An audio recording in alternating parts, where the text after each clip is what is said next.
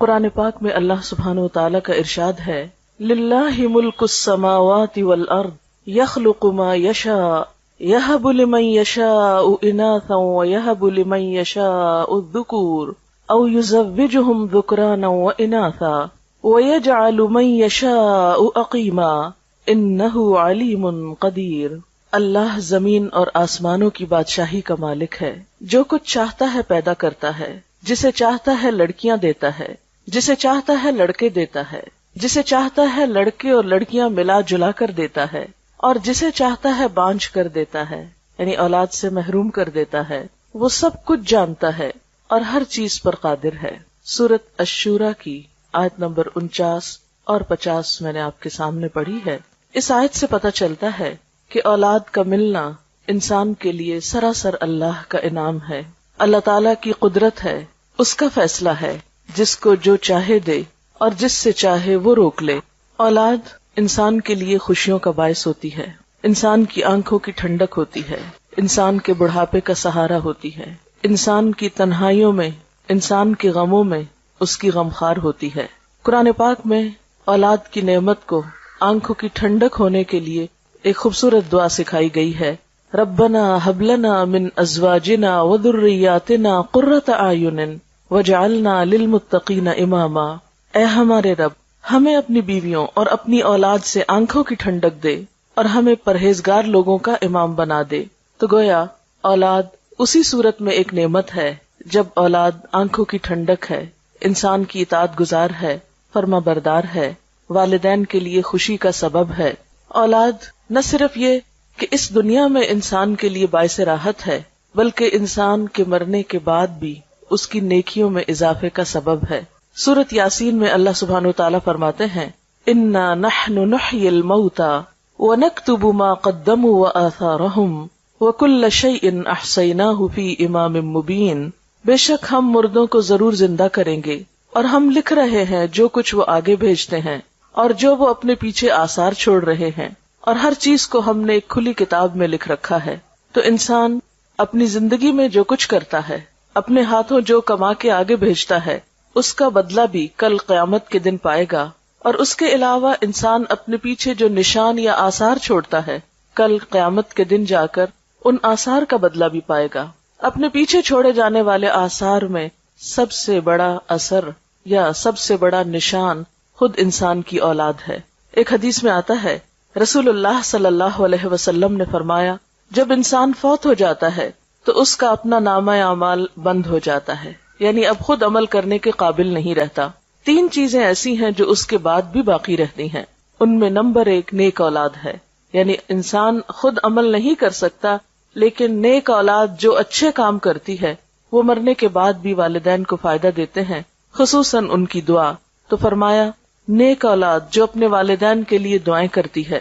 Number 2 صدقہ جاریہ، یعنی اچھے کاموں میں مال کا خرچ کرنا جو مرنے کے بعد بھی انسانیت کی بھلائی اور فلاح کے لیے منصوبے جاری رہیں، یعنی ان منصوبوں میں خرچ کرنا جو انسانیت کی فلاح و بہبود کے ہوں اور انسان کے مرنے کے بعد بھی جن کا سلسلہ جاری رہے۔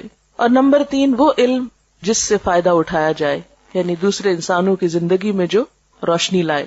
اللہ سبحانہ وتعالی نے ہم سب کو تاکید کی ہے کہ ہم صرف اپنے آج کے لیے کام نہیں کریں، اپنے کل کے لیے بھی کریں۔ ہم صرف اپنی ذات پر توجہ نہ دیں، اپنی اولاد کو بھی قابل توجہ سمجھیں۔ ہمارے لیے صرف ہمارے اپنے اعمال ہی نہیں، ہماری اولاد کے اعمال بھی ہمارے حق میں یا خلاف حجت بن سکتے ہیں۔ جہاں اولاد انسان کے لیے نیکیوں میں اضافے کا سبب ہے، وہاں قیامت کے دن بعض اولاد دشمن کا کردار ادا کرے گی۔ اولاد کو قرآن میں دشمن بھی بتایا گیا ہے کہ ان من ازواجکم و اولادکم فتنہ، تمہاری اولاد اور تمہارا مال جو ہے وہ تمہارے لیے فتنہ ہے۔ ان من ازواجکم و اولادکم عدو لکم، تمہاری اولاد اور تمہاری بیویوں میں سے بعض تمہارے دشمن بھی ہو سکتے ہیں۔ حدیث میں آتا ہے کہ قیامت کے دن ایک انسان آئے گا جس نے بہت نیکیاں کی ہوں گی، لیکن اس کو بتایا جائے گا کہ اس کی اولاد اس کی نیکیاں کھا گئی۔ جس طرح دنیا میں انسان کی اولاد کی خامیاں یا بدعمالیاں یا بد کرداریاں والدین کی عزت پر بٹا لگانے والی ہوتی ہیں، اسی طرح قیامت کے دن بھی بعض لوگوں کی اولاد ان کے لیے وبال جان ہوگی۔ تو والدین اور اولاد کا باہم تعلق ایسا ہے جسے آپ ختم نہیں کر سکتے، کاٹ نہیں سکتے. یہ خون کا رشتہ ایسا رشتہ ہے کہ جسے اگر بظاہر آپ آنکھ بھی کر دیں تو وہ آپ اپنے سے الگ نہیں کر سکتے، نظروں سے دور کر کے بھی دل سے دور نہیں کر سکتے. تو انسان کی خیر اور بھلائی اسی میں ہے کہ وہ اپنی اولاد کو اپنی زندگی کی سب سے بڑی دولت سمجھے، سب سے بڑی نعمت سمجھے. کیونکہ اولاد جیسی نعمت انسان خرید نہیں سکتا، ادھار نہیں لے سکتا، کہیں سے مانگ کے نہیں لا سکتا. بسا اوقات لوگ اڈاپٹ کرتے ہیں لیکن اس میں اپنی اولاد جیسی تو بات ہی نہیں ہوتی، وہ جذبات اور وہ احساسات ہی نہیں ہوتے، وہ تعلق بنتا ہی نہیں جو خون کے رشتوں کے ساتھ ہوتا ہے. اس لیے اللہ سبحانہ وتعالیٰ فرماتے ہیں وَلْتَنْظُرْ نَفْسٌ مَا قَدَّمَتْ لِغَدٍ. ہر شخص کو دیکھنا چاہیے کہ اس نے اپنے کل کے لیے کیا کیا ہے، اپنے کل کے لیے کیسے عمل کیے ہیں، یعنی خود اپنے اعمال کی شکل میں بھی اور اپنی اولاد کی شکل میں بھی. اگر انسان اپنے پیچھے نیک اولاد چھوڑ کر جاتا ہے تو وہ ہر نماز میں اپنے والدین کے لیے دعا کرتے ہیں. نماز کے اختتام پر مشہور دعا جو سب کو آتی ہے، اس کا معنی کیا ہے؟ رب اجعلنی مقیم الصلاۃ ومن ذریتی ربنا وتقبل دعاء ربنا اغفر لی ولوالدی وللمؤمنین یوم یقوم الحساب. اے رب مجھے اور میری اولاد کو نماز کا پابند بنا، قائم کرنے والا بنا. اے ہمارے رب دعا قبول فرما.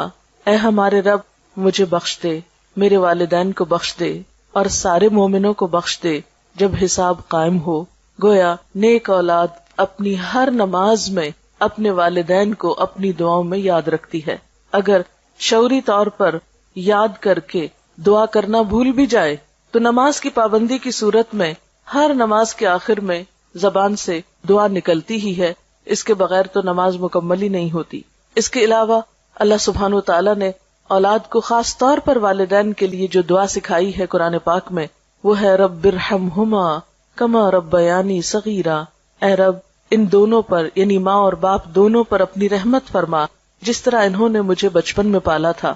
گویا اسلام میں اولاد کی یہ ذمہ داری ہے کہ وہ والدین کے ساتھ اچھا سلوک کرے، حسن سلوک کرے، اور اسی حسن سلوک میں سے ہے کہ وہ والدین کی جہاں خدمت کرے وہاں ان کے لیے دعائیں بھی کرے، ان کے ساتھ اچھا معاملہ بھی کرے. اسی طرح ایک اور حدیث سے ہمیں پتہ چلتا ہے کہ ایک شخص جب فوت ہو جاتا ہے تو برزخ میں اس کا درجہ بلند کیا جاتا ہے. وہ پوچھتا ہے کہ یا رب یہ میرے درجے کی بلندی کیسے ہوئی؟ تو اسے بتایا جاتا ہے کہ تمہارے بعد تمہاری اولاد جو دعا کر رہی ہے تمہارے لیے، اس کی وجہ سے یہاں تمہارا درجہ بلند ہو رہا ہے. تو والدین کی دعائیں اولاد کے لیے اور اولاد کی دعائیں والدین کے لیے قبول ہوتی ہیں. لیکن یاد رکھیے کہ یہ سب کچھ انسان کو اسی وقت نصیب ہو سکتا ہے جب انسان اپنی ذمہ داری پوری کرے.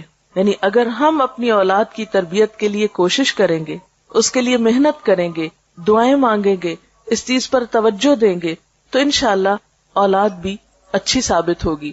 ہاں، بہت کم ایسا بھی ہوتا ہے کہ والدین اپنا فرض پوری طرح ادا کرتے ہیں لیکن اولاد معاشرے یا ماحول کے اثر سے والدین کا حق ادا نہیں کرتی. تو ہم دیکھتے ہیں کہ دنیا کے جتنے بھی نیک لوگ گزرے ہیں انہوں نے صرف اپنی نیکی کی فکر نہیں کی بلکہ اپنے ساتھ اپنی اولاد کی نیکی کی بھی فکر کی ہے. اور خاص طور پر مرتے وقت انہیں یہ فکر کم تھا کہ ہماری اولاد کھائے گی کہاں سے، رہے گی کہاں پر.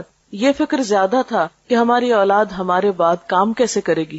اور اس میں ہم دیکھتے ہیں حضرت ابراہیم اور حضرت یعقوب علیہ السلام کی مثال. وَوَصَّى بِهَا إِبْرَاهِيمُ بَنِيهِ وَيَعْقُوبُ يَا بُنَيَّ إِنَّ اللَّهَ اصْطَفَى لَكُمُ الدِّينَ فَلَا تَمُوتُنَّ إِلَّا وَأَنْتُمْ مُسْلِمُونَ. ابراہیم علیہ السلام نے اور یعقوب علیہ السلام نے اپنے بچوں کو وصیت کی. وصیت کہتے ہیں مرنے سے پہلے انسان اپنی اولاد کے حق میں کچھ تاکیدیں کر جائے. انہوں نے اپنی اولاد کو کیا وصیت کی کہ اے میرے بچوں، اللہ نے تمہارے لیے اس دین کو چن لیا تو تمہیں موت ہرگز نہ آئے مگر یہ کہ تم مسلمان ہو، یعنی ہمارے بعد تم حالت اسلام پر ہی زندہ رہنا. اسی طرح پھر فرمایا ام کنتم شہداء اذ حضر یعقوب الموت. کیا تم اس وقت حاضر تھے جب یعقوب علیہ السلام کو موت آئی. اذ قال لبنیہ، جب انہوں نے اپنے بچوں سے کہا ما تعبدون من بعدی، میرے بعد کس کی عبادت کرو گے. قالوا نعبد الہک و الہ آبائک ابراہیم و اسماعیل و اسحاق الہا واحدا ونحن لہ مسلمون، کہ ہم تیرے الہ، تیرے باپ دادا ابراہیم، اسماعیل اور اسحاق علیہم السلام کے الہ کی عبادت کریں گے جو ایک ہی الہ ہے اور ہم سب اسی کے فرما بردار اور اسی کے تابعدار ہیں۔ اسی طرح ہم دیکھتے ہیں کہ لقمان نے اپنے بچے کو وصیت کی اور اس نے اپنے بچے کو عمدہ اخلاق سکھائے، جس کا ذکر ہمیں قرآن پاک میں بھی ملتا ہے۔ ان کے بارے میں آتا ہے وَلَقَدْ آتَيْنَا لُقْمَانَ الْحِكْمَةَ أَنِ اشْكُرْ لِلَّهِ، اور آگے جا کر وہ اپنے بچے کو بہت ساری نصیحتیں کرتے ہیں جس میں وہ اپنے بچے کی اچھی اخلاقی حالت یعنی عبادات کے ساتھ ساتھ اسے اچھا اخلاق بھی سکھاتے ہیں، جس میں خصوصی طور پر تکبر سے بچنے کے لیے کہتے ہیں اور لوگوں سے اچھی طرح بات کرنے کے لیے کہتے ہیں، اور آواز کی طرف بھی توجہ دلاتے ہیں کہ دیکھو بہت چیخ چلا کے بات نہ کرنا، کیونکہ سب سے ناپسندیدہ آواز گدھے کی آواز ہوتی ہے، لوگوں سے منہ موڑ کے بات نہ کرنا، اور اسی طرح کی اور بہت سی نصیحتیں۔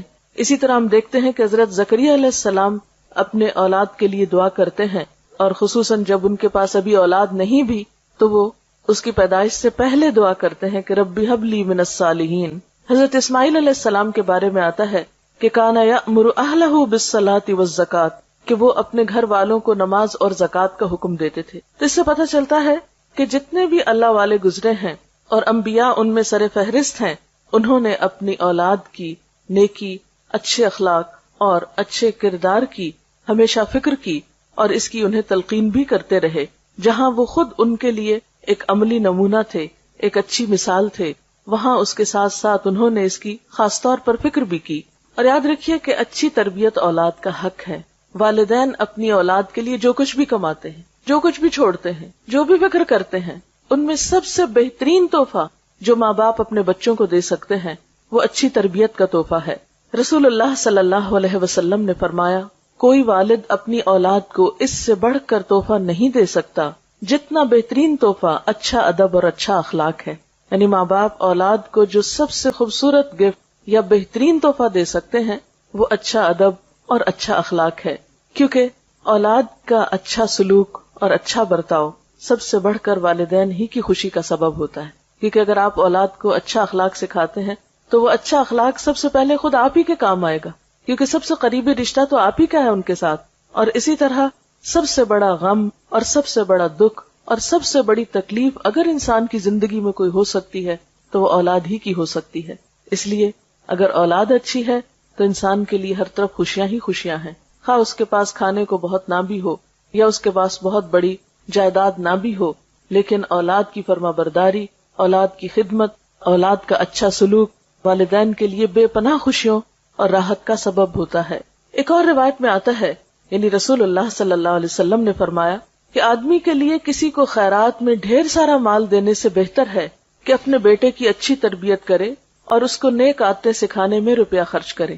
یعنی حتیٰ کہ مال خرچ کرنے میں بھی انسان کو راہ بتائی گئی کہ بہترین جگہ جہاں انسان اپنا مال خرچ کر سکتا ہے وہ اولاد کی تربیت ہے۔ اس میں ہمیں ایک مشہور واقعہ تاریخ کا ملتا ہے ربیہ الرائی کا۔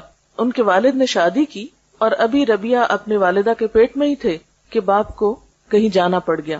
اس دور میں مسلمانوں کی جو حکومت تھی وہ دور دور تک پھیلی ہوئی تھی۔ نبی صلی اللہ علیہ وسلم کی وفات کے تقریباً 1 سال کے اندر مسلمان مشرق و مغرب کے مالک ہو گئے تھے، اور ان کی مہم میں ایک طرف افریقہ کی طرف جا رہی تھی، دوسری طرف چین کی سرحدوں کو چھو رہی تھی۔ تو ایسے میں جو فوجیں اتنی دور دور جاتی تو وہ سال ہر سال تک واپس نہ آ سکتی تھی۔ تو ربیہ کے والد بھی کئی سال کے بعد جب پلٹے تو اپنی بیوی کو جو مال دے کر گئے تھے تو اس کا حساب مانگا اس سے۔ تو کہنے لگی کہ ابھی تم مسجد سے ہو کر آؤ پھر مجھ سے حساب کرنا، کیونکہ ایک اچھی خاصی رقم وہ چھوڑ کر گئے تھے۔ تو دیکھا واپس آئے تو کچھ بھی باقی نہیں، پوچھا کہ کہاں ہیں پیسے، تو اس نے کہا کہ ابھی ذرا تم مسجد سے ہو کر آؤ۔ بہرحال وہ مسجد میں گئے تو دیکھا کہ ایک طرف ایک شخص بیٹھا لوگوں کو کچھ سکھا پڑھا رہا ہے اور اس کے ارد گرد لوگوں کا ایک جم غفیر ہے۔ تو بہت حیران ہوئے کہ یہ شخص کون ہے، یہ نوجوان کون ہے کہ جس کی بات میں اتنا اثر ہے اور جس کے ارد گرد اتنے لوگ ہیں۔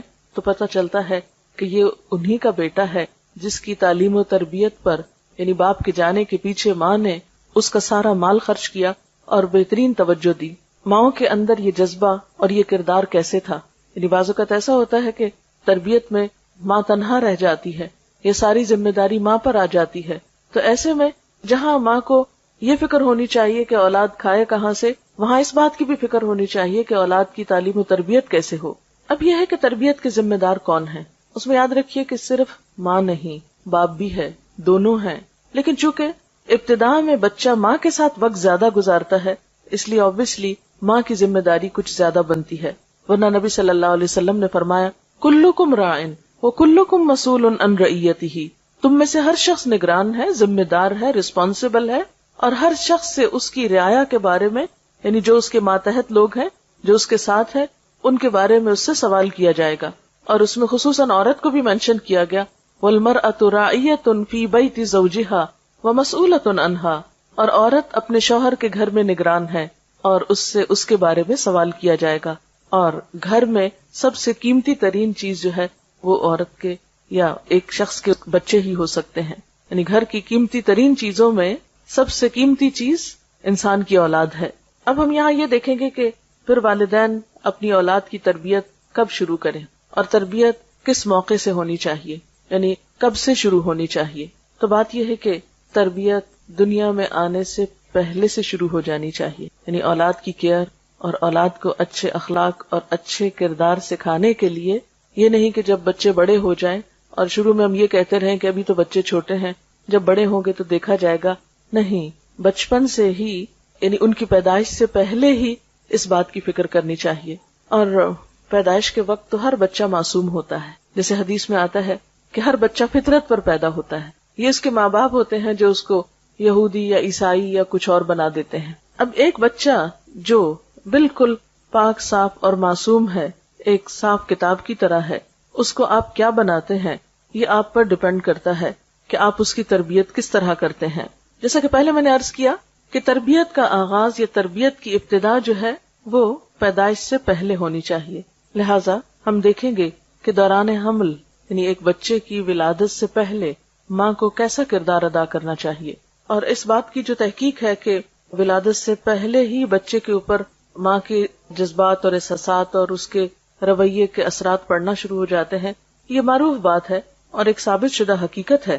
ایک بزرگ کے پاس کوئی خاتون گئی یہ پوچھنے کے لیے کہ میں اپنے بچے کی تربیت کیسے کروں. تو انہوں نے پوچھا کہ بچے کی عمر کیا ہے. تو جب عورت نے بتایا تو کہا کہ تربیت کی عمر تو گزر چکی، اس لیے کہ تربیت تو پیدائش سے پہلے شروع ہوتی ہے. کیونکہ بعض جگہوں پر آتا ہے کہ 3 سال میں بچے کی ابتدائی شخصیت مکمل ہو جاتی ہے، بعض جگہوں پر 5 سال کا ذکر آتا ہے، بعض 7 سال کہتے ہیں. یعنی بچہ اپنی عمر کے ابتدائی حصے میں جو کچھ جذب کر جاتا ہے وہ بعد کی زندگی میں اتنا نہیں کرتا. اگر یہ نہیں کہ وہ وقت ختم ہو جاتا ہے، بڑے ہو کر تربیت ہو نہیں سکتی، لیکن اہم ترین وقت جو ہے وہ پیدائش سے پہلے اور پیدائش سے بعد کا ہے. پیدائش سے پہلے یا دوران حمل جو ہے اس میں ماں کے جو بھی احساسات اور جذبات ہوتے ہیں وہ بچے پر براہ راست اثر انداز ہوتے ہیں، کیونکہ بچہ اپنی غذا لینے میں، اپنے تمام چیزوں میں مکمل طور پر ماں پر انحصار کر رہا ہوتا ہے. جب ماں کے خون سے وہ غذا لے رہا ہوتا ہے اور خون انسان کے سارے جسم میں گردش کرتا ہے، تو جو انسان کی سوچیں ہوتی ہیں یا غم یا غصہ یا خوشی یا اطمینان یا پریشانی کی جو بھی کیفیت ہوتی ہے وہ اس خون کے ساتھ بچے تک بھی منتقل ہو رہی ہوتی. اسی طرح جب بچے کی نشو و نما ایک خاص حد تک پہنچ جاتی ہے اور وہ سننے لگتا ہے، حتیٰ کہ یہاں تک کہا جاتا ہے کہ بیرونی آوازیں تک اس کو پہنچتی ہیں اور وہ ان آوازوں اور بیرونی ماحول کے اثرات بھی قبول کر رہا ہوتا ہے. اور اس کا باقاعدہ تجربہ کیا گیا کہ بچوں کو مختلف آوازیں سنائی گئی پریگنینسی کے دوران، اور پیدائش کے بعد بچے ان آوازوں سے مانوس تھے، لہٰذا جب وہ روتے تو ان کو وہی مخصوص آواز سنائی جاتی تو خاموش ہو جاتے، جیسے کسی خاص میوزک کی آواز یا کسی خاص ماحول کی جو اثرات ہیں. تو بچہ اگرچہ ابتدا میں بول نہیں سکتا، کچھ کر نہیں سکتا، صرف رو کر ہی اپنے سارے جذبات کا اظہار کرتا ہے، لیکن وہ بہت کچھ اس حال میں بھی سیکھ رہا ہوتا ہے، جذب کر رہا ہوتا ہے. اس میں سب سے پہلی اور بنیادی چیز جو ہے وہ نیک اولاد کی دعا ہے. یعنی پیدائش سے پہلے کثرت سے اولاد کی نیکی اور اچھے اخلاق کی دعائیں مانگنی چاہیے. یہ دعائیں ہمیں قرآن پاک سے ملتی ہیں. مثلاً رب ہب لی من الصالحین، اے اللہ مجھے نیک اولاد عطا کر.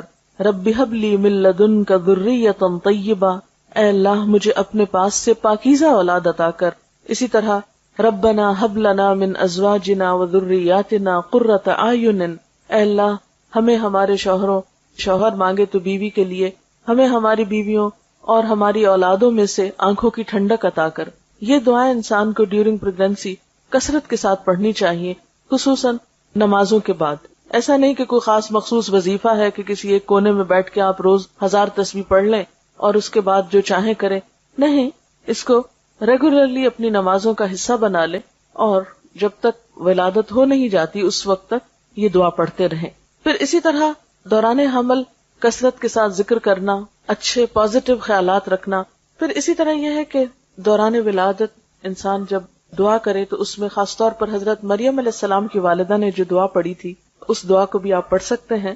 قرآن پاک میں اس کے بارے میں آتا ہے انی اعیذھا بک وذریتھا من الشیطان الرجیم، کہ میں تجھے اور تیری اولاد کو شیطان مردود سے اللہ کی پناہ میں دیتی ہوں. آپ صلی اللہ علیہ وسلم نے فرمایا ہر بچے کو پیدا ہوتے ہی شیطان ٹھوکا لگاتا ہے سوائے مریم کے اور عیسیٰ ابن مریم کے، کیونکہ حضرت مریم کی والدہ نے یہ دعا کی تھی کہ اللہ میری اولاد کو اور پھر آگے اس کی اولاد کو شیطان سے محفوظ رکھنا. تو دعاؤں میں خاص دعا یہ بھی کر سکتے ہیں کہ اللہ تعالیٰ ہماری اولاد کو شیطان سے بچا کر رکھے. پھر اسی طرح دوران پیدائش انسان آیت الکرسی پڑھ سکتا ہے، اللہ کا ذکر کر سکتا ہے. بعض لوگ اس موقع پر اللہ کا ذکر نہیں کرتے کہ اب تو ناپاکی کی کیفیت ہے یا کوئی ڈسچارج وغیرہ شروع ہو گیا ہے. نہیں، ذکر کرنے سے کوئی بھی چیز آپ کو نہیں روکتی. یعنی جب ولادت کا وقت قریب ہو تو اس میں انسان چل پھر رہا ہو یا ہاسپٹل میں ہو یا لیٹا ہوا ہو، کسی بھی مرحلے پر اللہ کے ذکر سے کوئی چیز آپ کو روک نہیں سکتی. آپ کو جو دعائیں یاد ہیں اللہ تعالیٰ کو پکار سکتے ہیں، درود شریف پڑھ سکتے ہیں، کلمہ پڑھ سکتے ہیں، آیت الکرسی پڑھ سکتے ہیں، جو بھی آپ ذکر کر کے اللہ سے دعا کرنا چاہیں کر سکتے ہیں. ایون جو آپ کے آس پاس ہیں، آپ کے ساتھ ہیں، آپ کے اٹینڈنٹ ہیں، وہ بھی آپ کے ساتھ اللہ کا ذکر کر کے آپ پر دم وغیرہ کر سکتے ہیں، سورۃ فاتحہ پڑھ سکتے ہیں، تاکہ مریض کو یا اس وقت کی جو تکلیف ہے اس میں ایک خاتون کو ریلیف ملے. اب یہ ہے کہ جب پیدائش ہو جاتی ہے تو اس کے بعد کیا کرنا چاہیے. سب سے پہلے بچے کی پیدائش پر خوشی کا اظہار کر کے اور پھر دعا بھی دینی چاہیے. ایک دعا جو ہمیں سکھائی گئی وہ ہے بارک اللہ لک فی الموہوب لک وشکرت الواہب وبلغ اشدہ ورزقت برہ. کیا معنی اس دعا کا؟ اللہ تمہارے لیے اس بچے میں جو بھی تمہیں عطا ہوا ہے اس میں برکت پیدا کرے اور تم دینے والے کے شکر گزار بنو، اور یہ بچہ اپنی جوانی کو پہنچے اور تمہیں اس کی نیکی نصیب ہو. یعنی یہ اولاد تمہارے ساتھ نیکی کرنے والی ہو، تمہاری اطاعت گزار اور فرما بردار ہو. اسی طرح ہم دیکھتے ہیں کہ نبی صلی اللہ علیہ وسلم کو جب ان کے بیٹے حضرت ابراہیم کی ولادت کی خوشخبری ملی تو آپ نے خوشخبری لانے والے کو ایک غلام عطا کیا. آج کل ہمارے یہاں بھی رواج ہے نا کہ جو خوشخبری لے کر آتا ہے اس کو کچھ دیا جاتا ہے. بعض اوقات مثلاً کوئی نرس پیغام لے کر آتی ہے یا ڈاکٹر لے کر آتی ہے تو آپ کچھ نہ کچھ خوشی سے اس کو دیتے ہیں. تو یہ بھی ایک مسنون طریقہ ہے، اس کو اپنے اوپر بوجھ نہیں سمجھنا چاہیے. تو نبی صلی اللہ علیہ وسلم نے اتنا بڑا تحفہ ایک آنے والے کو دیا. اس طرح آپ کو یاد ہوگا کہ عربوں کے ہاں یہ عام رواج بھی تھا اور آپ صلی اللہ علیہ وسلم نے اس رواج کو ختم نہیں کیا. جیسے آپ کی پیدائش پر ابو لہب جو آپ کا چچا تھا، سویبہ جو لونڈی تھی، اس نے جب خبر دی آپ صلی اللہ علیہ وسلم کی پیدائش کی تو اس نے اشارے سے اس کو کہا کہ جاؤ تم آزاد ہو. یعنی اس غلام عورت کو آزاد کر دیا اس خوشی میں کہ اس نے بھتیجے کی پیدائش کی خوشخبری سنائی تھی. تو اس موقع پر خوشی کا اظہار کرنا، خوشی میں خواہ آپ مٹھائی کھلائیں، خواہ آپ کسی کو کوئی تحفہ دیں، کوئی ہدیہ دیں، کچھ بھی کریں، ایسا کرنا کوئی خلاف اسلام نہیں ہے یا کوئی لوکل رسم نہیں ہے. نہیں، اللہ کی نعمت کا ایک اظہار ہے اور انسان اپنی حیثیت کے مطابق جو بھی کرے. ہاں، نمائش کے لیے نہیں کرنا چاہیے، دکھاوے کے لیے یا اپنی حیثیت سے بڑھ کے خود پہ بوجھ نہیں ڈالنا چاہیے. لیکن اگر انسان کچھ بھی خوشی کا اظہار کسی بھی طریقے سے کرنا چاہتا ہے تو اس کی اجازت ہے. پھر اس کے بعد پہلی چیز بچے کے کان میں آذان دینا ہے. یعنی پیدائش ہوگی، اس کو نہلایا دھلایا، اس کو تیار کیا اور اس کے بعد کان میں آذان دی. طبرانی کی روایت میں آتا ہے کہ حضرت حسین رضی اللہ تعالیٰ عنہ کی جب ولادت ہوئی تو آپ نے ان کے ایک کان میں آذان دی اور دوسرے میں اقامت. آذان دینے میں کیا حکمت ہے کہ بچہ دنیا میں آ کر سب سے پہلے اللہ کا نام سنے. آپ دیکھیں کہ جب انسان فوت ہوتا ہے نا تو اس کی نماز جنازہ پڑھی جاتی، تو انسان کے آنے پر آذان دی جاتی ہے اور جانے پر اس کی نماز پڑھی جاتی ہے.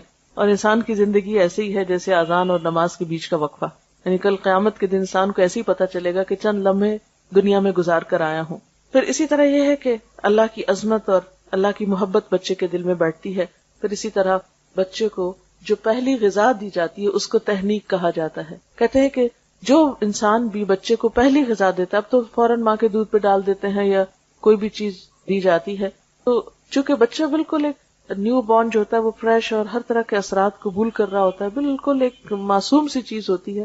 تو جو انسان بچے کو پہلی غذا دیتا ہے تو اس انسان کی جو شخصیت ہوتی ہے وہ بھی اس کے ہاتھ سے جو ریز نکلتی ہیں یا اس کے جسم سے وہ بچے میں منتقل ہوتی. اس لیے آپ صلی اللہ علیہ وسلم کے پاس بچے پیدائش کے بعد لائے جاتے تھے اور آپ ان کو جسے ہماری زبان میں گھٹی دینا کہتے ہیں، اور گھٹی سے مراد کوئی خاص دوا یا کاڑھا نہیں ہے، یا کچھ تھوڑا سا شہد بھی ہو سکتا ہے یا چبائی ہوئی کھجور بھی ہو سکتی ہے، لیکن ایسے شخص کی ہو جس کا اخلاق اور کردار جو ہے معروف ہو، کیونکہ بچے کی ابتدائی زندگی میں وہ چیز بھی اس کی شخصیت کا حصہ بننے والی ہے۔ اس میں ہم دیکھتے ہیں حضرت اسما فرماتی ہیں کہ عبداللہ بن زبیر جب پیدا ہوئے ان کے بیٹے تو میں نے ان کو آپ کی گود میں دے دیا۔ آپ نے خرما منگوایا، یعنی خشک کھجور منگوائی، اس کو چبا کر اپنے لعاب کے ساتھ ان کے منہ میں لگا دیا۔ عموماً تالو میں ہلکا سا لگا دیتے ہیں، ایسا نہ ہو کہ جو بچے کے گلے میں پھنس جائے یا اتنا بڑا ٹکڑا نہ ڈال دیا جائے، بالکل معمولی سا جتنا بچے کی لینے کی سکت ہو اس کے مطابق، لیکن یہ کہ یہ بھی ایک طرح کی رسم ہوتی ہے اور یہ سمجھے کہ اسلامی رسم ہے۔ حضرت عائشہ کا بیان ہے کہ آپ کے ہاں بچے لائے جاتے، آپ ان کے لیے تہنیک کرتے اور ساتھ دعا دیتے، تو جو شخص بھی بچے کو پہلی غذا دے رہا ہو اس کے ساتھ ساتھ بچے کو وہ دعا بھی دے۔ امام احمد بن حنبل کے ہاں بچے کی پیدائش ہوئی تو انہوں نے ایک نیک خاتون کے پاس اپنے بچے کو بھیجا جن کا نام ام علی تھا، اور ان سے اپنے بچے کی تہنیک کروائی۔ اسے بھی پتہ چلتا ہے کہ مرد کے علاوہ عورت بھی یہ کر سکتی ہے، یعنی یہ صرف مرد ہی نہیں کہ کوئی بہت بزرگ ہوں یا اللہ والے ہوں، گھر میں کوئی خاتون بھی ہو سکتی ہیں کوئی اچھے اخلاق اور کردار کی کہ جس کا آپ چاہیں کہ بچے کے اندر اس کی شخصیت کا بھی اثر جائے۔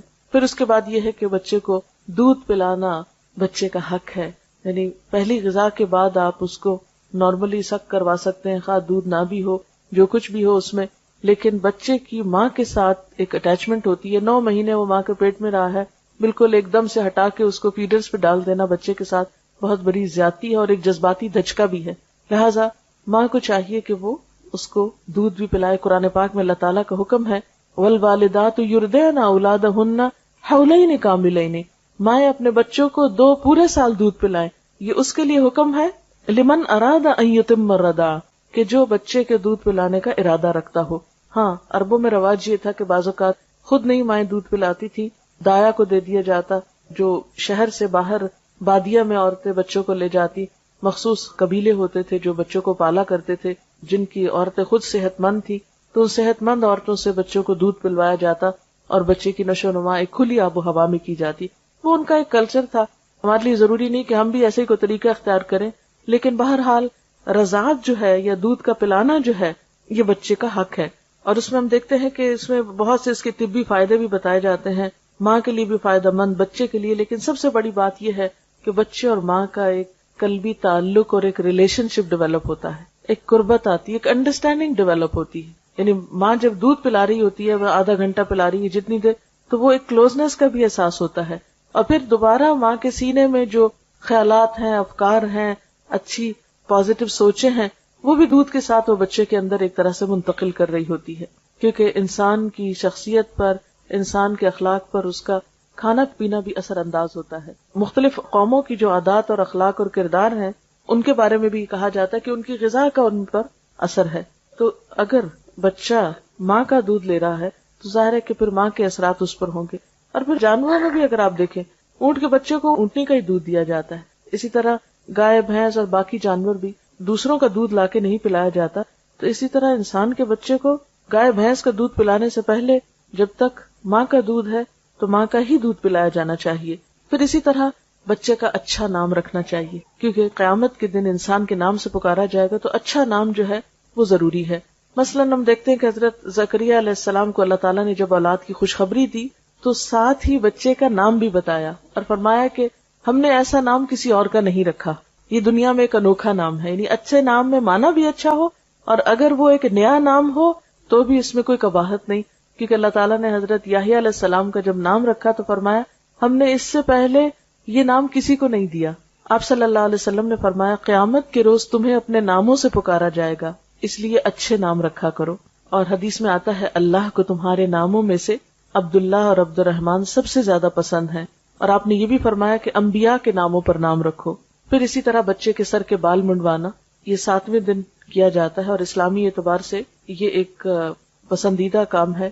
عربوں کے ہاں یہ ایک طریقہ جاری تھا جسے اسلام میں بھی جاری رکھا گیا، اور حضرت حسن اور حسین رضی اللہ تعالیٰ عنہما کے سر منڈوانے کا آپ نے حکم دیا، اور پھر بالوں کے وزن کے برابر چاندی بھی صدقہ کی، یعنی ساتھ ہی بچے کا صدقہ بھی نکالا جائے۔ اور اطباء یہ کہتے ہیں کہ جب بچے کے سر کے بال مونڈے جاتے ہیں تو سر کی جو سرکولیشن ہے وہ تیز ہوتی ہے اور اس کے جو سینسز ہیں وہ پراپرلی فنکشن کرتے ہیں. اس لیے بعضوں کا سننے میں آتا ہے کہ نہیں اتنے چھوٹے بچے کے بال نہیں کٹوانے چاہیے، لیکن اسلامی طریقہ بھی ہے اور یقیناً اس میں بہت سے فوائد بھی ہیں. پھر اسی طرح عقیقے کا حکم بھی دیا گیا ہے. عقیقے کا اصل تو 7واں دن ہے، لیکن اگر انسان بعد میں بھی کر لے تو کوئی حرج نہیں، کوئی فرض کے درجے میں نہیں کہ 7ویں دن میں ہی ہو. اگر انسان کسی بھی وقت کر لیتا ہے تو وہ ہو جاتا ہے. اور اس میں لڑکے کی طرف سے 2 بکرے اور لڑکی کی طرف سے 1، اور یہ کسی ڈسکریمنیشن کی وجہ سے نہیں. آپ دیکھیں کہ جو عرب لڑکی کو زندہ دفن کر دیتے تھے، اگر اس کی طرف سے 2 بکرے دینے ہوتے تو ان کے لیے اور زیادہ مشکل بات تھی، اس لیے ان پر بوجھ نہیں ڈالا گیا، انسانی نفسیات کی رعایت کی گئی ہے. آپ صلی اللہ علیہ وسلم نے عقیقے کے بارے میں فرمایا کہ لڑکا اپنے عقیقے کے ساتھ گروی ہے جو 7ویں دن اس کی طرف سے ذبح کیا جائے گا اور اس کا نام رکھا جائے گا اور سر کے بال اتارے جائیں گے. یعنی یہ تینوں کام 7ویں دن کرنا مسنون ہے، اگرچہ آگے پیچھے بھی کیا جا سکتا ہے. عقیقے کے ساتھ گروی ہونے کا مطلب یہ کہ ایک طرح سے بندھا ہوا ہے، جب اس کی طرف سے یہ صدقہ ہو جاتا ہے تو گویا وہ ایک بندھن سے آزاد ہو جاتا ہے. پھر اسی طرح لڑکے کا ختنہ کرانا جو ہے یہ بھی مسنون ہے، یعنی اسلامی سنت ہے. آپ صلی اللہ علیہ وسلم نے فرمایا 5 چیزیں فطرت میں داخل ہیں: ختنہ کرنا، زیر ناف بال صاف کرنا، مونچھیں منڈوانا، ناخن تراشنا اور بغل کے بال اکھاڑنا. یعنی یہ ایک فطرت کا طریقہ ہے جو ہر جگہ پر رائج ہے، اور زائد بالوں کو اور جسم کو صاف رکھنا جو ہے یہ اسلامی لحاظ سے پسندیدہ ہے. اور اس میں خاص طور پر ختنہ، کیونکہ اس میں حکمت یہ ہے کہ ایسی جگہ پر ایسی رطوبات اور جراثیم وغیرہ جمع ہو جاتے ہیں جو انسان کے لیے انفیکشن کا سبب ہوتے ہیں، تو زائد سکن کو کاٹ دینا یا اتار دینا جو ہے وہ صحت کے لیے بہترین ہے. پھر اسی طرح بچہ جو بڑا ہوتا ہے پھر بولنا سیکھتا ہے، پھر اور بہت سی اس کی ایکٹیویٹیز شروع ہوتی ہیں. آپ نے دیکھا ہوگا کہ چند مہینے کے بعد بچہ آ شروع کر دیتا ہے، تو اس سے فالتو اور بیکار قسم کی باتیں کرنے کی بجائے اور صرف ہیلو بیبی سکھانے کی بجائے اللہ کا لفظ سکھائیں اور لا الہ الا اللہ کا. تو پہلا کلام اگر بچے کی زبان پر اللہ کا نام ہوگا انشاءاللہ تو اللہ تعالیٰ کا مقرب بھی ہو جائے گا کسی دن، اور ایک بنیاد اچھی پڑ جائے گی. آپ دیکھیے کہ بچے کی تربیت ایسے ہی ہے جیسے آپ ایک بیج ڈالتے ہیں زمین میں. جب اس کی ایک چھوٹی سی کمپل نکلتی ہے تو آپ اس کی کیئر کرتے ہیں، روشنی، اس کے پانی، اس کے ماحول، اس کو گرمی سردی سے بچا کر اس کی کیئر کرتے ہیں. اور مالی اس وقت تک اس کی نگہداشت کرتا ہے اس پودے کی جب تک کہ وہ پودا پوری طرح مضبوط نہیں ہو جاتا. اور پھر بھی آپ نے دیکھا ہوگا کہ جس باغ کے اندر کیئر کرنے والا مالی موجود ہو اس باغ کے پودوں کا رنگ ہی کچھ اور ہوتا ہے. اس کا فرق آپ یوں سمجھ سکتے ہیں جیسے ایک جنگل ہوتا ہے اور ایک باغ ہوتا ہے. ایک وہ باغ ہوتا ہے جو خود لگایا جاتا ہے اور ایک جنگل ہے جو خود بخود اگ جاتا ہے. تو وہ بچے جن کی تربیت نہیں ہوتی، جن کی تراش خراش نہیں ہوتی، وہ ایک جنگل کی طرف بڑھتے ہیں. اور اسی طرح وہ بچے جن کی تراش خراش ہوتی ہے، تربیت ہوتی ہے، وہ ایک بہترین مالی کے لگائے ہوئے باغ کی طرح ہوتے ہیں جو ایک ایک پودے کا خیال رکھتا ہے اور اس میں زرد پتے بھی نکالتا ہے اور اس کی ٹرمنگ بھی کرتا ہے، اس کی شاخوں کو فالتو بکھرنے اور پھیلنے سے بھی بچاتا ہے اور خاص شیپ دیتا ہے. اس کو ایک ایک چیز کی فکر ہوتی ہے. تو بالکل تربیت کا عمل بھی ایک طرح سے ایک مالی کے عمل سے ملتا جلتا عمل ہے. اور پھر ہم دیکھتے ہیں کہ بچوں کی تربیت میں یہ نہیں کہ ہم نے شروع میں چند ایک یہ ریچولز کر دی اور ہم فارغ ہو گئے. نہیں، وہ تو زندگی بھر کا ساتھ ہے. جب تک بھی بچہ آپ کے ساتھ ہے آپ یہ کام کرتے چلے جائیں گے. پہلی چیز جو اب اگلے مرحلے پہ شروع ہوتی ہے وہ بولنا ہے. نبی صلی اللہ علیہ وسلم کا طریقہ کیا تھا؟ آپ نے فرمایا کہ جب تمہاری اولاد بولنے لگے تو اس کو لا الہ الا اللہ سکھا دو، پھر مت پرواہ کرو کہ کب مرے، اور جب دودھ کے دانت گر جائیں تو نماز کا حکم دو، یعنی 7 سال کی عمر میں. اسی طرح حدیث میں یہ بھی آتا ہے کہ آپ کے خاندان میں جب کسی بچے کی زبان کھل جاتی تو آپ اس کو سورۃ الفرقان کی دوسری آیت سکھاتے. وہ آیت ہے الذی لہ ملک السماوات والارض ولم یتخذ ولدا ولم یکن لہ شریک فی الملک وخلق کل شیء فقدرہ تقدیرا. وہ خدا جو آسمان اور زمین کی بادشاہی کا مالک ہے، جس نے کسی کو بیٹا نہیں بنایا، جس کے ساتھ بادشاہی میں کوئی شریک نہیں ہے، جس نے ہر چیز کی تخلیق کی اور پھر اس کی موضوع تقدیر مقرر فرمائی. تو نبی صلی اللہ علیہ وسلم اپنے خاندان کے بچوں کو جب بولنے پہ آ جاتے تو سب سے پہلی آیت یہ حفظ کروایا کرتے تھے. پھر اسی طرح ہم دیکھتے ہیں کہ تربیت کے کچھ اور بھی رہنما اصول ہیں. مثلاً بچوں کے ساتھ محبت اور شفقت کے ساتھ پیش آنا. آپ صلی اللہ علیہ وسلم نے فرمایا وہ ہم میں سے نہیں جو بچوں کے ساتھ شفقت نہیں کرتا، بچوں کے ساتھ رحمت سے پیش نہیں آتا، اور جو ہمارے بڑوں کی عزت نہیں کرتا. ابتدائی سالوں میں خاص طور پر بچے کے ساتھ محبت اور شفقت کا سلوک کرنا چاہیے. اس میں خصوصاً میں ماؤں سے یہ کہنا چاہوں گی کہ بچے بعض اوقات تنگ کرتے ہیں مثلا چھوٹے بچے جب دانت نکال رہے ہوتے ہیں تو ماؤں کے جسم کو چبانا شروع کر دیتے ہیں، یا بعض اوقات بال کھینچتے ہیں، یا بعض اوقات روتے ہیں، تنگ کرتے ہیں، سر مارتے ہیں، بہت سی تکلیفیں دیتے ہیں بچے بچپن میں بھی. ایسے تمام مواقع پر صبر سے کام لینا اور خوشی کے ساتھ اور خندہ پیشانی کے ساتھ ان چیزوں کو برداشت کرنا ضروری ہے. بعض مائیں بے حوصلہ ہو کر بچے کو چھوٹی سی عمر میں مارنے لگتی ہیں، بعض اوقات ہاتھ دباتی ہیں، بعض اوقات دھکا دے دیتی ہیں، بعض اوقات چیخنے لگتی ہیں. یہ چیزیں بچے کی تربیت پر ایک نیگیٹو اثر ڈالتی ہیں، ان سے پرہیز کرنا چاہیے. دیکھیں ماں کے 3 درجے کیوں زیادہ ہیں؟ اسی وجہ سے کہ ماں تکلیفیں زیادہ اٹھاتی ہے تربیت میں اور اس کی اپ برنگنگ میں. آپ صلی اللہ علیہ وسلم ہمیشہ بچوں کے ساتھ پیار اور محبت کا برتاؤ کرتے تھے، اور حضرت حسن کے بارے میں آتا ہے کہ ان کو پیار سے جب اٹھاتے تو اپنی زبان کی سرخی نکال کے دکھاتے. یعنی بعض اوقات ہم بچوں سے لاڈ کرتے ہیں نا، تب آپ دیکھیں آپ اللہ کے پیغمبر ہیں، اتنا بڑا مقام اور مرتبہ ہے، تو بعض اوقات گھر کے بزرگ بہت ایک مصنوعی سا رویہ بچوں کے ساتھ رکھتے ہیں بزرگی کا، کہ نہیں بس ایک روب کے ساتھ بچے کے ساتھ بات کریں. نہیں، اللہ کے رسول صلی اللہ علیہ وسلم سے بڑھ کر بڑا مرتبہ کس کا ہو سکتا ہے؟ ایک اور صحابی ہے محمود بن ربی، وہ کہتے ہیں کہ میری عمر 5 سال تھی، آپ صلی اللہ علیہ وسلم نے کنویں سے پانی کا ڈول نکالا، منہ میں کلی بھری اور میرے منہ پہ پھار پھینکی. یعنی بچوں کے ساتھ بچوں جیسی شرارت کرنا. پھر آپ صلی اللہ علیہ وسلم آگے بڑھ کے خود سلام کیا کرتے تھے، اٹھا لیا کرتے تھے اور ہر لحاظ سے خیال رکھتے. اس میں ہم دیکھتے ہیں کہ پھر اسی طرح جابر بن سمرہ اپنے بچپن کا واقعہ بیان کرتے ہیں کہ انہوں نے آپ کے پیچھے نماز پڑھی اور اس کے بعد آپ اپنے گھر کی طرف چل پڑے. کہتے میں بھی ساتھ ہو لیا، میرے ساتھ اور بچے بھی تھے، آپ نے سب بچوں کو پیار کیا، مجھے بھی پیار کیا. یعنی بچوں کو یاد تھا کہ ہمیں آپ صلی اللہ علیہ وسلم نے کس کس موقع پر پیار کیا.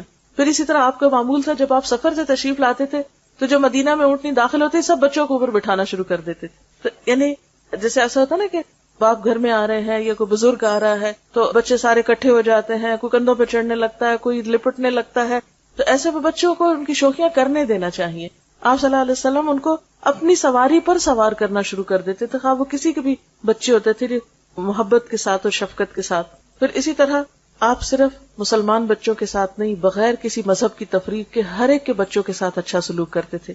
ہجرت کے موقع پر جب آپ کا مدینہ میں داخلہ ہو رہا تھا تو چھوٹی بچیاں جو تھیں وہ آپ کے استقبال کے لیے کھڑی تھیں اور انہوں نے آپ کے لیے گیت گائے تھے، اور آپ نے ان سے پوچھا کہ تم یہ کیوں کر رہی ہو؟ تو انہوں نے کہا کہ اللہ کے رسول صلی اللہ علیہ وسلم ہم آپ سے محبت کرتے. تو آپ نے فرمایا میں بھی تم سے پیار کرتا ہوں. یعنی عام طور پہ ہم بچوں کو اگنور کر دیتے، نہیں، ان کے ساتھ پیار محبت کی بات کرنا یا ان کا حال پوچھ لینا یہ انسان کی شان میں کمی نہیں کرتا. اور سب سے بہترین چیز بچوں کو پھر اچھا اخلاق سکھانا ہے، اور خاص طور پر چاہے لڑکا ہو یا لڑکی ہو ان میں فرق نہ کریں. آپ نے فرمایا خاص طور پر کچھ دینے کے معاملے میں بچوں میں فرق نہ کرو، اس سے ان کی شخصیت پر منفی اثرات پڑتے ہیں. اور خصوصاً ابتدائی زندگی میں پہلے 7 سال تو زیادہ سے زیادہ شفقت اور محبت ہی کا سلوک کرنا چاہیے. اقرا بن حابس کے بارے میں آتا ہے کہ وہ آپ صلی اللہ علیہ وسلم کے پاس آئے اور آپ اس وقت حضرت حسن کو گود میں بٹھا کر پیار کر رہے تھے. تو اقرا کو دیکھ کر بہت تعجب ہوا، بولے اے اللہ کے رسول صلی اللہ علیہ وسلم آپ بھی بچوں کو پیار کرتے ہیں؟ کیونکہ ان کے ہاں کیا تھا کہ جو شخص جتنا روب والا ہو وہ بچوں کو بس صرف ٹیڑھی آنکھ سے ہی دیکھے اور ڈرائے رکھے اور اٹھائے نہیں. بچوں کو اٹھانا شاید کوئی کمزوری کی علامت ہے. اور کہنے لگا کہ میرے تو 10 بچے ہیں لیکن میں نے کبھی کسی کو بھی پیار نہیں کیا. آپ نے فرمایا اگر اللہ نے تمہارے دل سے رحمت و شفقت چھین لی ہے تو میں کیا کر سکتا ہوں. یعنی بچوں کو پیار نہ کرنا سنگ دل ہونے کی علامت ہے، اور بچوں کے ساتھ شفقت و محبت سے پیش آنا رحم دلی کی علامت ہے. پھر اسی طرح بچوں کو اچھا اخلاق سکھانا. نبی صلی اللہ علیہ وسلم نے فرمایا اپنی اولاد کی عزت کرو. یعنی بچوں کی بھی بے عزتی نہیں کرنی چاہیے، ان کو تان و تشنی نہیں کرنی چاہیے، ان کو برے ناموں سے نہیں پکارنا چاہیے، ان کا مذاق نہیں اڑانا چاہیے، بلکہ اس کے برعکس بچوں کے ساتھ بھی عزت کا معاملہ کرنا چاہیے، کیونکہ ان کی بھی عزت نفس ہوتی ہے. اگر بار بار مجروح ہوگی تو ماں باپ کے دشمن ہو جائیں گے. ان کے آداب بہتر بناؤ، اس لیے کہ تمہاری اولاد تمہارے لیے اللہ کا ہدیہ ہے. یعنی اولاد ایک طرح سے تحفہ ہے تمہارے لیے، لہٰذا اس تحفے کی قدردانی کرو. پھر اسی طرح اگر ایک سے زائد بچے ہوں تو بچوں کے درمیان مساوات کرنے کا حکم دیا. آپ صلی اللہ علیہ وسلم نے فرمایا سووا بین اولادکم فی العطیہ لو کنت مفضلا احدا لفضلت النساء. تم بچوں کو کچھ دینے میں برابری کرو، اگر میں کسی کو زیادہ دے سکتا تو بیٹیوں کو زیادہ دیتا. لیکن یہ ہے کہ بیٹے ہوں یا بیٹیاں جب بھی ان کے لیے کچھ خریدیں یا جب بھی ان کو کچھ دینے لگیں تو سب کے ساتھ برابری کریں. بعض اوقات ایسا ہوتا ہے کہ کوئی ایک بچہ اپنی فرما برداری اچھے اخلاق کی وجہ سے والدین کا زیادہ پسندیدہ ہو جاتا ہے، یا چھوٹا بچہ جو ہوتا ہے وہ عموماً ماں باپ کو زیادہ پیار ہوتا ہے، یا بعض اوقات بڑا بچہ جو ہوتا ہے وہ زیادہ توجہ لے جاتا ہے. لیکن اپنے دلی جذبات اور اپنی توجہ کو ایک طرف رکھتے ہوئے دینے دلانے کے معاملے میں برابری کرنی چاہیے. محبت میں تو بسا اوقات برابری نہیں ہو سکتی کیونکہ انسان کے جذبات ہر ایک کے لیے مختلف ہوتے ہیں اور وہ انسان کے بس کی بات بھی نہیں ہوتی، لیکن اس کا اظہار کرنے میں بھی اعتدال سے کام لینا چاہیے. کیونکہ بعض اوقات ماں باپ ایک بچے کی تعریف دوسرے بچے کے سامنے اتنی زیادہ کرتے کہ دوسرے بچے احساس کمتری میں مبتلا ہو جاتے ہیں، یا یہ کہ وہ ماں باپ سے دور ہونے لگتے ہیں کہ ماں باپ کو ہم سے تو محبت ہے ہی نہیں. ایسا نہیں کرنا چاہیے. سب بچوں سے یکساں سلوک کرنا چاہیے، اور اگر کوئی بچہ بدتمیز بھی ہو یا اس کے اندر کوئی ایسی چیز بھی ہو تو صبر کے ساتھ درگزر کرنا چاہیے اور اس کو دوسروں سے زیادہ توجہ دینی چاہیے حتیٰ کہ وہ اور زیادہ قریب آ جائے اور اعتماد کرنے لگے ماں باپ پر. پھر اسی طرح بچوں کی تعلیم و تربیت کا اہتمام کرنا. حضرت عمر فرماتے ہیں کہ والد پر اولاد کے حقوق میں سے یہ بھی ہے کہ انہیں لکھنا پڑھنا سکھائے اور انہیں حلال خوراک مہیا کرے. یعنی تربیت میں ایک اہم چیز حلال خوراک یعنی حلال کھلانا ہے، کیونکہ بچوں کو اگر حرام پر پالیں گے تو وہ والدین ہی کے نافرمان ہوں گے. کیونکہ اگر آپ اللہ کی نافرمانی کر رہے ہیں تو آپ کے بچے آپ کے فرما بردار کیسے ہوں؟ اگر آپ ان کو لقمہ حلال نہیں دے رہے، لقمہ حرام دے رہے ہیں، تو ان کے اندر پھر خدا کی محبت کیسے پیدا ہو؟ پھر محض تعلیم اور محض تربیت اور محض درس کچھ نہیں کریں گے جب تک کہ رزق حلال کی طرف توجہ نہ کریں. پھر اسی طرح لڑکوں کے ساتھ ساتھ لڑکیوں کی بھی تربیت. نبی صلی اللہ علیہ وسلم نے فرمایا جس شخص نے 3 لڑکیوں یا 3 بہنوں کی سرپرستی کی، تعلیم و تہذیب سکھائی، ان کے ساتھ رحم کا سلوک کیا، یہاں تک کہ اللہ ان کو بے نیاز کر دے، یعنی ان کی شادی وغیرہ ہو جائے، اپنے گھروں میں چلی جائیں، تو ایسے شخص کے لیے اللہ نے جنت واجب فرما دی.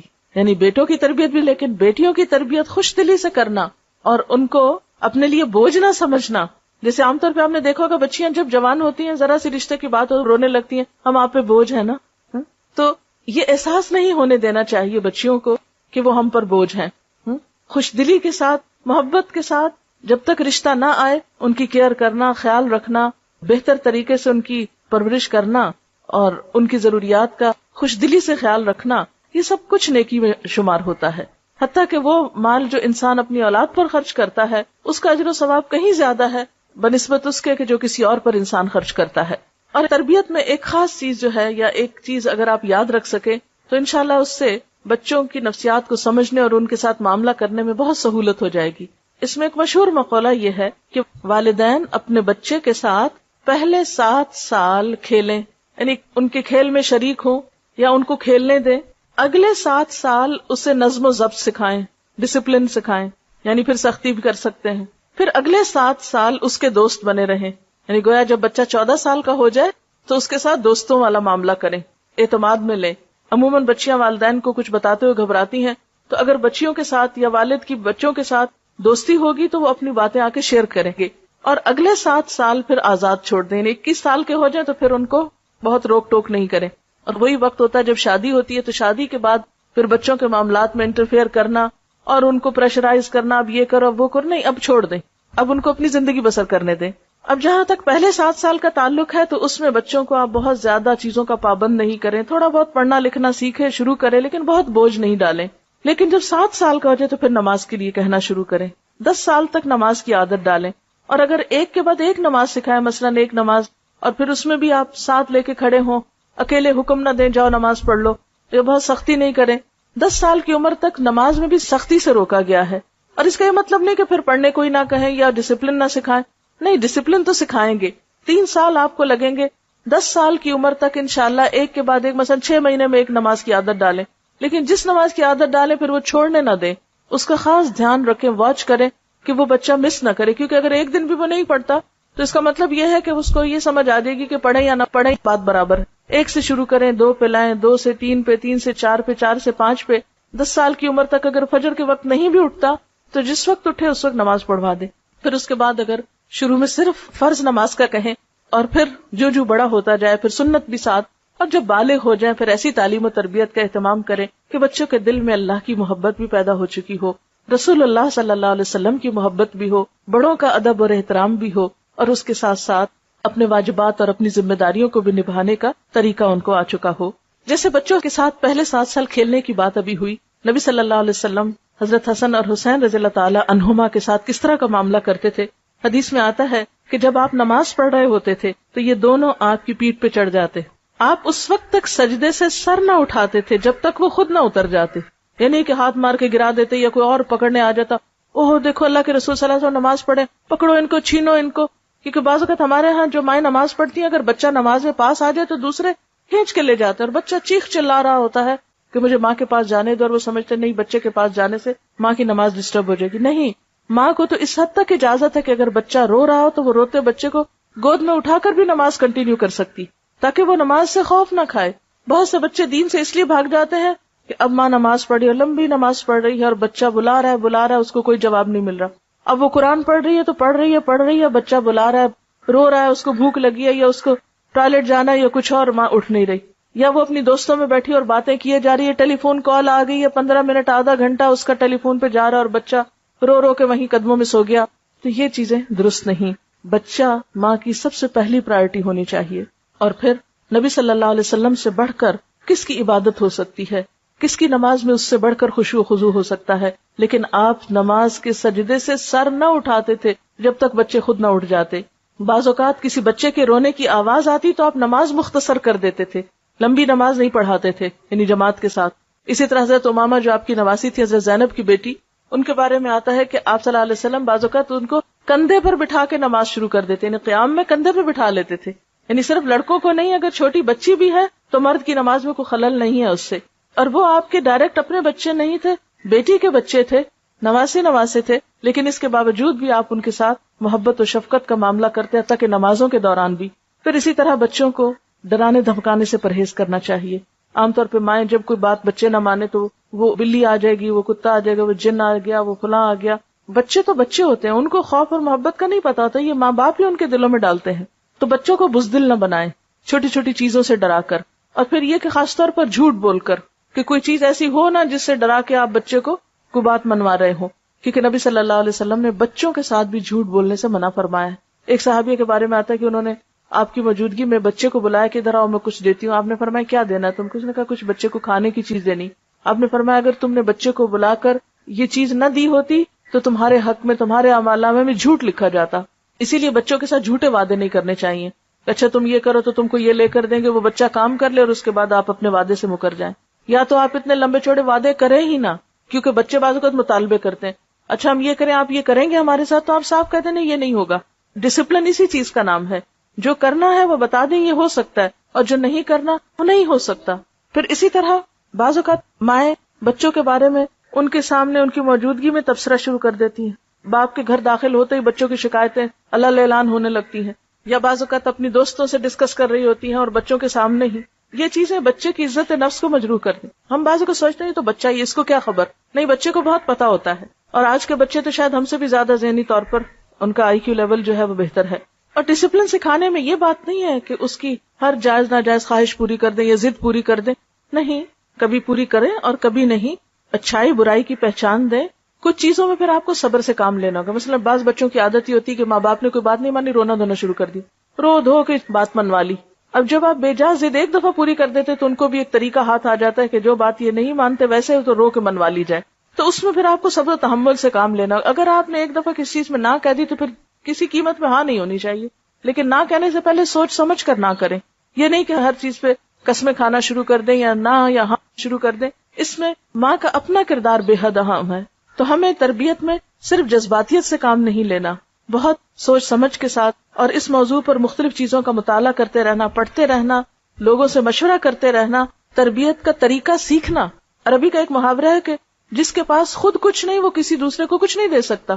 یعنی مثلا اگر میرے پاس پانی نہیں، میرا گلاس خالی ہے، تو میں کسی کو پانی کیا پلا سکتی ہوں؟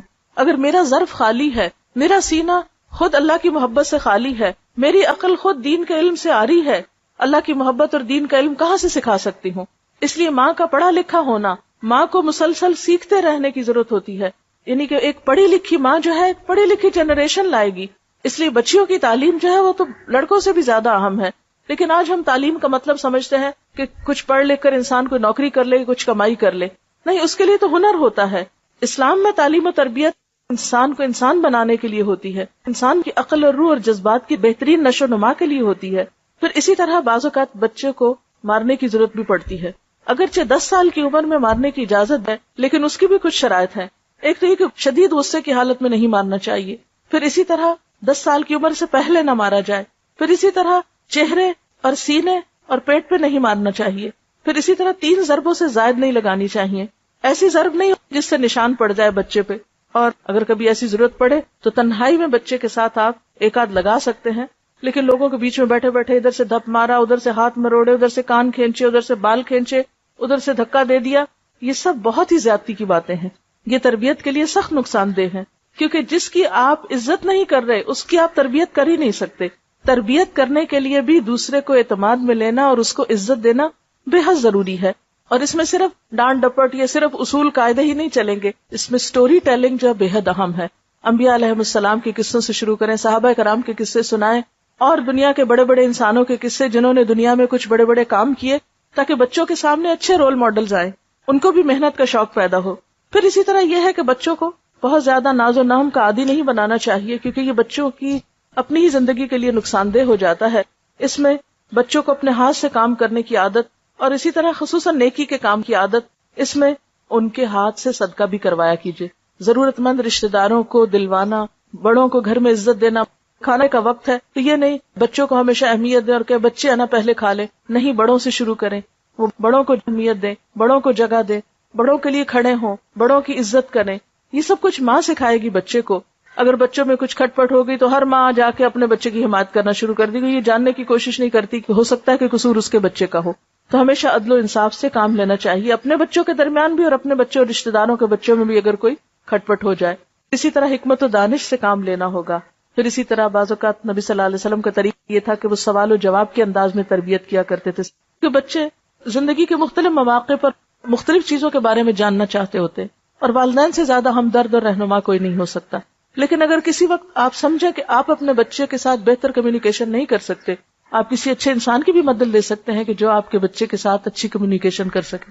عام طور پر پہلے جب فیملی سسٹم ہوتے تھے یا خاندانی نظام مضبوط تھا تو ہم نے دیکھا ہوگا کہ بچوں کی تربیت صرف ماں نہیں کرتی تھی، دادی کا بھی حصہ ہوتا تھا، نانا نانی کا بھی حصہ ہوتا تھا. آپ کو اپنے بچپن یاد ہوں گے جو خواتین ہیں بڑی، کہ بعض اوقات باقاعدہ پلان کے تحت آپ رشتہ داروں کے گھر جاتے تھے، وہ آپ کے گھر چھٹیاں گزارنے آتے تھے، اور اس طرح خاندان قریب آتے تھے. اب جب سے ہر شخص مصروف ہو گیا ہے، رشتہ داروں کا بھی آپس میں آنا جانا، ایک دوسرے کے گھر جا کے رہنا، باہم جذبات کو شیئر کرنا، یہ سب چیزیں ختم ہوتی چلی جا رہی، لہٰذا خود غرضی کا عنصر بڑھتا چلا جا رہا ہے. تو جب ہم بچوں کو خود غرضی پہ پالتے ہیں تو پھر بڑے ہو کر وہ ہماری پرواہ کرنا بھی بھول جاتے ہیں. عام طور پہ مائیں جب بچوں کو کھانا کھلا رہی ہوتی کہتی تم کھا لو ورنہ وہ کھا لے گا. تو جب وہ کھا لے گا کا خوف دلا دیتے ہیں بچے کو اور وہ سے بچا کے سب کچھ رکھتے ہیں، تو پھر بڑے ہو کر بچوں کے دلوں میں وسعت کہاں سے آئے گی، وہ دوسروں کے ساتھ شیئر کس طرح کر سکیں گے. لہٰذا اگر آپ چاہتے ہیں کہ آپ کے بچے کی اچھی تربیت ہو تو صرف خود اکیلے نہیں، اپنے خاندان کو ساتھ لے کر آپ کو چلنا ہوگا، کیونکہ ان کا آپ کے بچوں پر اثر ہوگا اور آپ کے بچے ان کو آئیڈیالائز کریں گے. اور اگر کہیں ایسا موقع نہ ہو تو اچھے دوست اور اچھے لوگوں کے ساتھ دوستی جو ہے وہ بھی بچوں پر اثر انداز ہوتی ہے. ایسے لوگوں کے گھروں میں جانا کہ جن کے بچے خود تربیت یافتہ ہوں، بچے ان سے بہت کچھ سیکھ رہے ہوتے ہیں. پھر اسی طرح اسکول میں جو کچھ کر رہے ہوتے ہیں اس کی خیر خبر رکھنا، اور پھر خصوصی طور پر جو جذبات کے اظہار میں ڈسپلن قائم کرنا، یہ بے حد ضروری ہے. بعض اوقات بچے چھوٹی چھوٹی باتوں پر آسمان سر پہ اٹھا لیتے، چیخنا چلانا، چھوٹی چھوٹی باتوں پر لڑائی جھگڑا کرنا، دوسروں سے لڑنا جھگڑنا، مار پٹائی، اس طرح کی عادتیں بچوں میں ڈیولپ ہونے لگتی ہیں. تو ان چیزوں کو بھی روکنے کی ضرورت ہے. اسی طرح زیادہ ہنسی، زیادہ رونا، زیادہ چیخنا چلانا، زیادتی جو ہے ان کی شخصیت میں وہ نقصان دہ ہے. اس کا سبب معلوم کر کے اس کا علاج کیا جا سکتا ہے. اور اپنی بات اس پر اختتام کروں گی کہ بچہ اگر محبت میں جیتا ہے تو اعتماد سیکھتا ہے، تانوں میں جیتا ہے تو احساس کمتری کا شکار ہوتا ہے، نفرت میں جیتا ہے تو نفرت دینا سیکھتا ہے، گھٹے ہوئے ماحول میں جیتا ہے تو شرمیلا ہو جاتا ہے. اس لیے بچے کی تربیت کے لیے بہترین چیز اچھا ماحول ہے، کیونکہ ہر انسان اپنے ماحول کی پیداوار ہوتا ہے. اب دیکھیے کہ بعض اوقات ہم سمجھتے ہیں کہ بس ٹھیک ہے ہماری چوائس ہے، ہم بچوں کی اچھی تربیت کریں یا نہ کریں. بعض اوقات ہم سمجھتے ہیں کہ بس چوائس کی بات ہے، بس ہمت ہے، توفیق ہے، موقع ہے، کر سکتے ہیں تو اچھی تربیت کر لیں. نہیں، قرآن پاک میں اللہ سبحانہ وتعالیٰ فرماتے ہیں اے لوگو جو ایمان لائے ہو، اپنے آپ کو اور اپنے گھر والوں کو آگ سے بچاؤ. ان بچوں کو آگ سے بچانا ہماری ذمہ داری ہے. ایسا نہ ہو کہ یہ اپنے دین سے دوری کی بنا پر یا کسی بھی غلط کام کی بنا پر آخرت میں ناکامی سے دوچار ہوں. ہمارے دلوں کو چین کیسے آ سکتا ہے اگر ہمارے بچے کامیاب نہ ہوں؟ دنیا میں بھی ناکام ہو تو تکلیف ہوتی ہے، اور آخرت کی ناکامی تو بہت ناکامی ہے. اللہ تعالیٰ سے دعا ہے کہ وہ ہمیں اپنی ذمہ داری کو بہترین طریقے پر ادا کرنے کی توفیق عطا فرمائے، تاکہ ہماری اولاد ہمارے لیے صدقہ جاریہ ہو، اور ہمارے لیے دنیا میں بھی آنکھوں کی ٹھنڈک، اور ہماری آخرت میں بھی ہمارے اعمال میں اور ہمارے درجات میں اضافے کے سبب بنے۔ وآخر دعوانا ان الحمد للہ رب العالمین۔ سبحانک اللہم وبحمدک، نشہد ان لا الہ الا انت، نستغفرک ونتوب الیک۔ والسلام علیکم ورحمۃ اللہ وبرکاتہ۔